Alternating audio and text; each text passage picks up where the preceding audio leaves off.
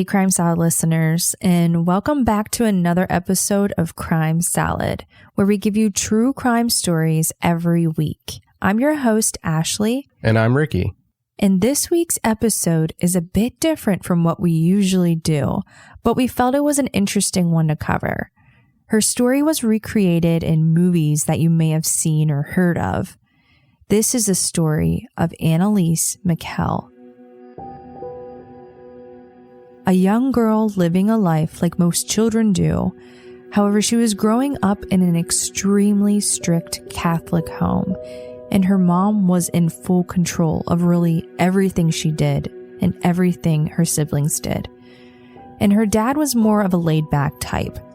As she was getting older in her teens, something completely unexplainable happens, where she's talking in demonic voices, deep growls and screams, and her family believes she is possessed by demons, and so they seek professional help. She was born in Klingenberg, Germany on September 21st, 1952, and was named after her mother, whose name was Anna Michel. And also she was loved by her father, Joseph Michel. And like we said, she was growing up in a very strict Catholic home.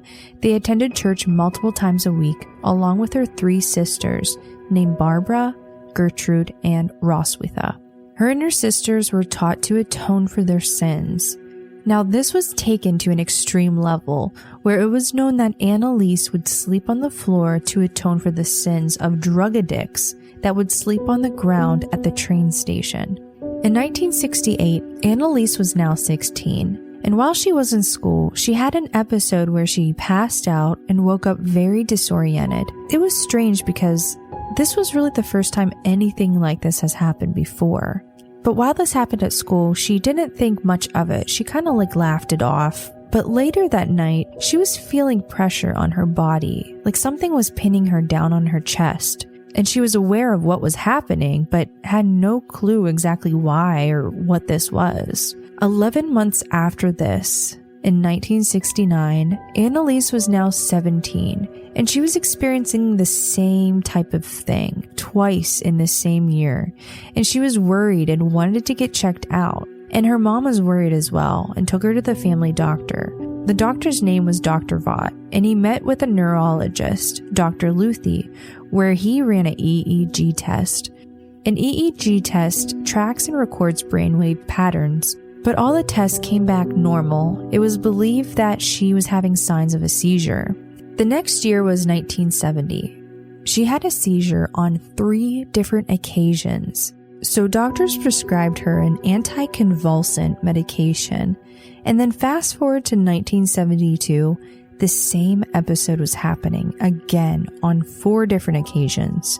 So doctors prescribed her Dilantin, which is an anti-seizure medication.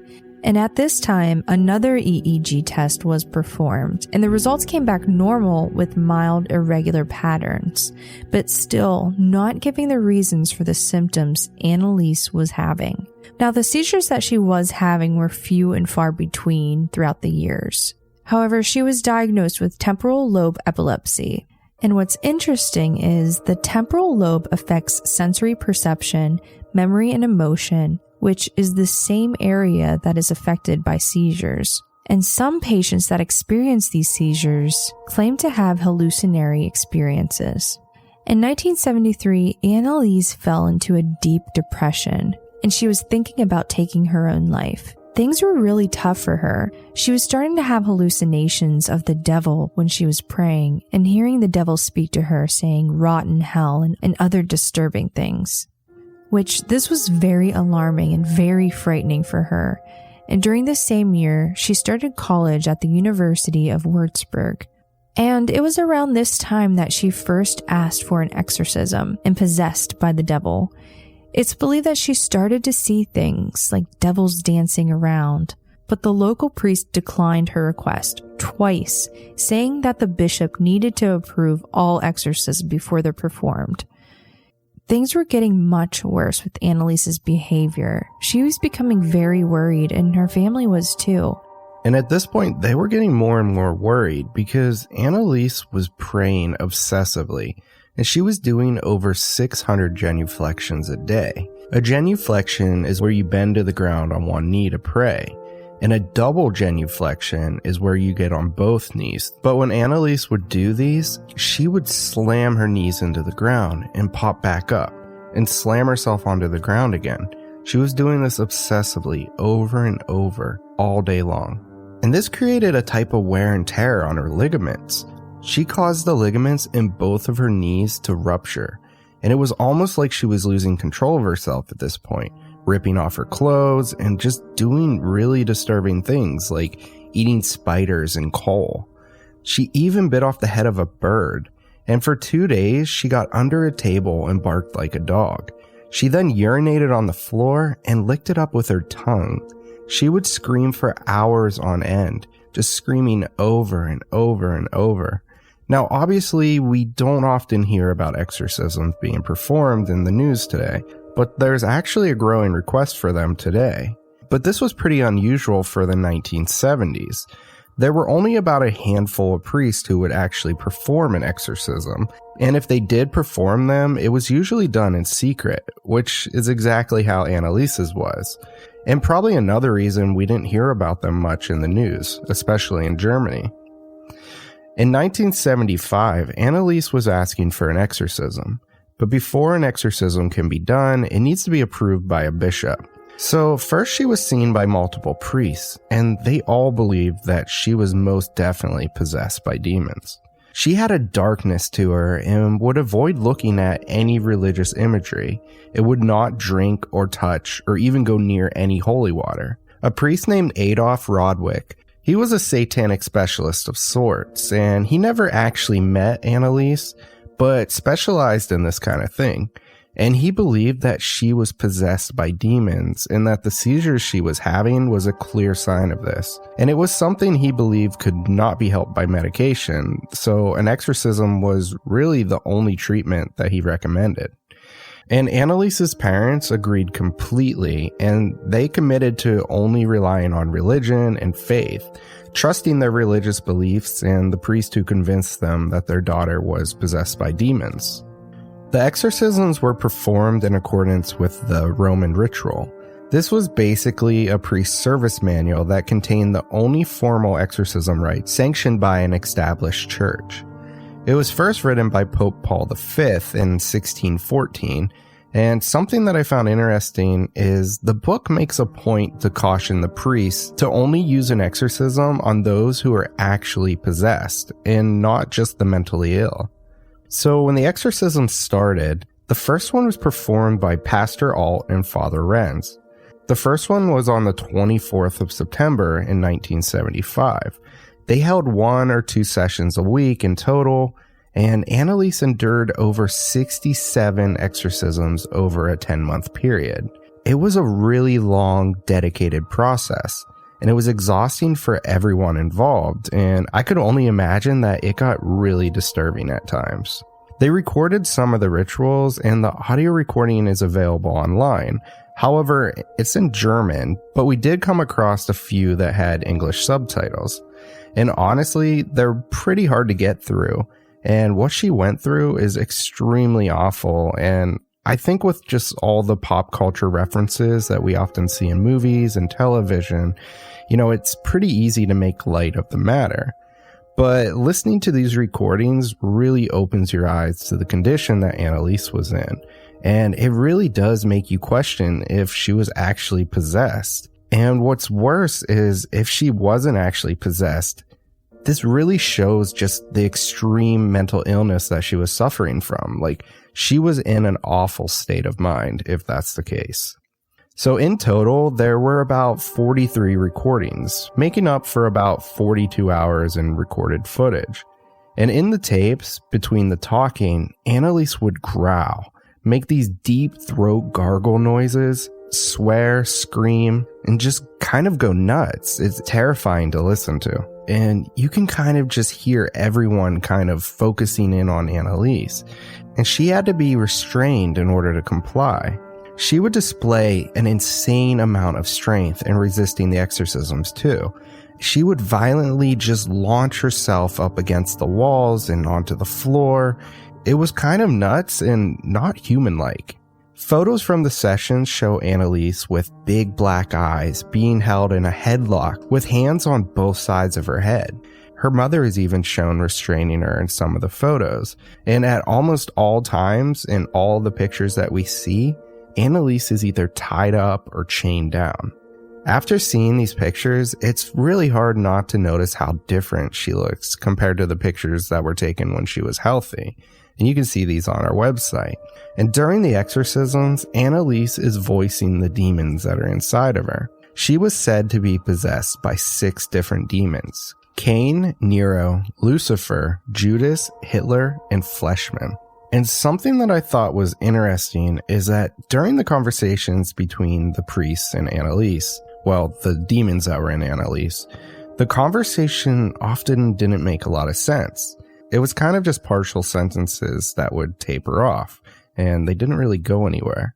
And it kind of felt that the priests were always just leading the conversation and would try to coach an answer out of her. And for instance, they would talk about her fear of religious artifacts, and Anneliese would demand the priest to stop talking. And then she would just start cursing when they begin to cast the demons out of her. And they just kept bringing up, religious figures, and then she would say bad things about the church and their wrongdoings. It was all pretty repetitive, and as the priests keep making demands and lead the conversation, she would say more. And then she'd say there is no more, and they'd kind of just coach something else out of her. And I know some people have different views on all of this, and I'm not really taking sides here, but to me, it just kind of felt like a police interrogation where the detectives kind of fish for a confession. Kind of like in the Making a Murderer case, where they kind of pulled the confession out of him, saying like, how did you kill him? And kind of, hinting towards the answer that they wanted to hear. And another thing that I found interesting is Father Wren said in a later interview that Anneliese would speak in other languages, some of which were languages that he didn't even understand. And maybe this was just gibberish. But he also said that he would try to talk to the demons in other languages like Chinese, something that he learned on a mission trip in his youth. But even though the demons were able to understand him most of the time, the demons just would rather speak in German. So this is kind of weird to me because if you remember, Anneliese excelled at languages in school. Even though I'm not sure what languages she actually spoke, this kind of makes sense. And towards her death, Anneliese stopped eating and drinking completely. And she often talked about her death as a way to atone for her sins. And at this point, she was having more and more seizures, which she believed that the demons were just getting worse. But she was no longer taking her medication, so this could easily explain the uptick in seizures. So she stopped eating because she believed that the fasting would help her get rid of the demons that were inside of her. And she grew very weak and thin, even more so than she already was. And after all that Anneliese went through, she had her final exorcism on June 30th. And even though she was so weak and thin, she was still persistent to do her genuflections, and her parents had to help her kneel down because her ligaments were completely ruptured at this point, and she actually had some broken bones in her knees. Although her health was so bad and she was so weak, somehow she still had the strength to just launch herself across the room and into walls. At Anneliese's final exorcism, her parents, sister, and her boyfriend were all present. Anneliese died a few days later, on July 1st, 1976. She weighed only 68 pounds and was suffering from pneumonia. Being that she was refusing to eat or drink anything, she eventually died of dehydration, starvation, and cardiovascular collapse. And in some of these later photos, you can see that she had big black eyes and blood smeared all around her mouth, which most likely came from her broken teeth, and she was covered in bruises. Her body was then buried next to her sister, Martha, who was in the section of the cemetery that's designated to illegitimate children and people who died by suicide, kind of like the black sheep part of the cemetery. This section lies in the outermost edge of the cemetery and was often looked down on by the public. Anneliese's mother said in an interview after her death that she still believed that the devil killed her daughter. She went on to say, "I know we did the right thing because I saw the sign of Christ in her hands. She was bearing stigmata, and it was a sign from God that we should exorcise the demons. She died to save other lost souls, to atone for their sins. So we know that this exorcism done on Anneliese was done secretly without the public's knowledge. And sadly, it wasn't until after her death that it became public, and the district attorney began to investigate her death. And once this happened, the media began to pick up the story. Shortly after, Ernst Alt, Arnold Renz, and Anneliese's parents were all arrested and charged with murder. The trial began on March of 1978 in front of 3 judges and 4 jurors. All 4 were charged with neglect homicide for failing to get medical help, and the bishop who approved the exorcism was initially charged as well, but his charges were dropped before the trial began. A defense motion was filed stating that the trial violated freedom of religion and his charges were dismissed. There was a prayer request before the trial started from Joseph Michel, but his request was denied. During the trial, the chief prosecutor recommended fines for the priest, but requested no punishment for Anneliese's parents, stating that the loss of their daughter was punishment enough. There were 20 witnesses in total, and 7 of them were doctors who were called to testify in the case.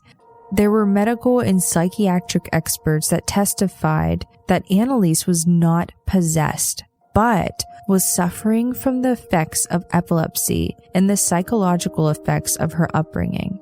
And there was also a testimony saying that it should have been clear to the defendants that Anneliese needed medical help. However, in their defense, the priest and Anneliese's parents said that they were not aware of how far gone Anneliese was and was only doing what was best for her at the time. And the defense also commented that Anneliese's religious beliefs inspired her to turn down medical intervention.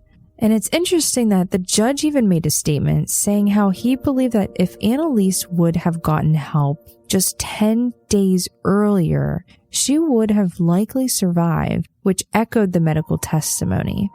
On April 21st, 1978, they all were found guilty of neglect homicide. The court decided that it would have been evident that Anneliese required medical help and they failed to get her the assistance she needed. Ernst Alt, Arnold Renz, and Anneliese's parents were all sentenced to a 6-month suspended sentence with 3 years probation. Now, we came across something that was a bit strange. Oddly, around 2 years after Anneliese died, Anna and Joseph, her parents, had their daughter exhumed. Basically, they had her coffin dug up. They claimed that they did this to replace her cheap coffin with something better. However, there are reports that a nun had a vision that Anneliese had not decomposed. So they dug up her grave and saw that her body did in fact show decomposition consistent with her time of death. And oddly enough, her parents weren't able to watch closely, but they were able to watch from their house, as they were able to see the cemetery from one of their windows. Maybe this was an attempt for their parents to prove that if her body wasn't decomposed, then maybe she was possessed. But being that her body was decomposed, it kind of goes against their theory. Anneliese's grave site is now a religious tourist spot, with buses stopping to pay their respects constantly. She is now known as sort of an unofficial saint. The church has since updated their exorcism handbook in 1999, but they still maintain that possession is a real thing. However, priests that perform exorcisms must now have medical training. The movie The Exorcism of Emily Rose was made in 2005 and based on the Anneliese Michel exorcism. However, it takes place in America and not Germany. And of course, a movie like that is a little bit exaggerated. And as far as the people in the town where Anneliese lived and died don't like to remember or don't like to talk about what actually happened, it is still a source of shame for them. As of today, it's practiced to not jump to conclusions that there is a possible possession, since there are so many cases of hysteria or other kinds of emotional disorder that may seem to be possession. And I feel like this is a good spot to bring attention to mental health awareness. What Anneliese suffered through was absolutely horrific. And although her case was severe, it's more common than you think. Mental illness is a serious thing that sometimes is kept a secret, or maybe it's embarrassing to some to even bring up. But that's why there are doctors to help with mental health. But for now, this concludes this week's episode. Be sure to check out pictures of this case on our website at crimesaladpodcast.com, where you can see pictures of Anneliese and audio recordings of her exorcism. But just be warned that they're pretty graphic. And also, we'd like to credit our sources, which will have the list up on our website. And don't forget, you're also invited to join us on our Crime Salad Facebook discussion group, where you can post links to cases you think are interesting or share anything crime related and meet other True Crime Salad investigators just like yourself. And feel free to invite a friend.